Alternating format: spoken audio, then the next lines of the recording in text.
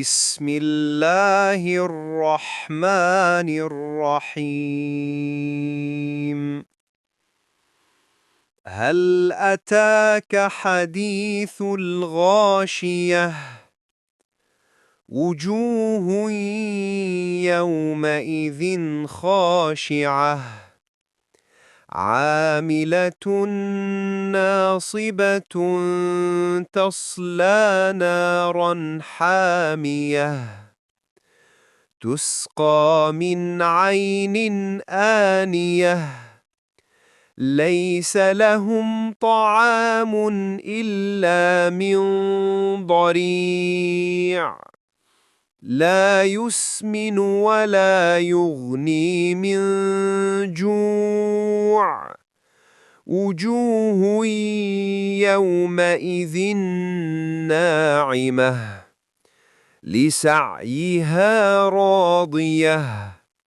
في جنة عالية لا تسمع فيها لاغية فيها عين جارية فيها سرر مرفوعة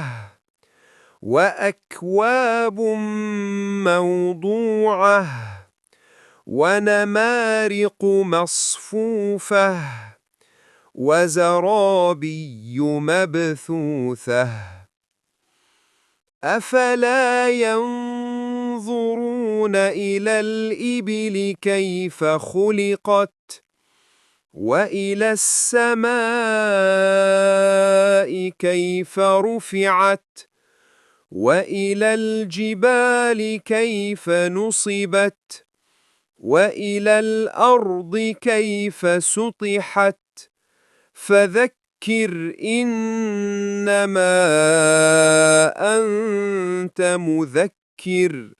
لست عليهم بمسيطر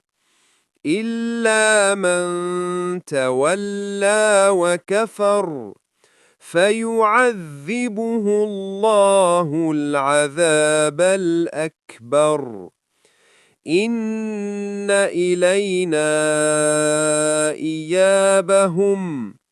ثم إن علينا حسابهم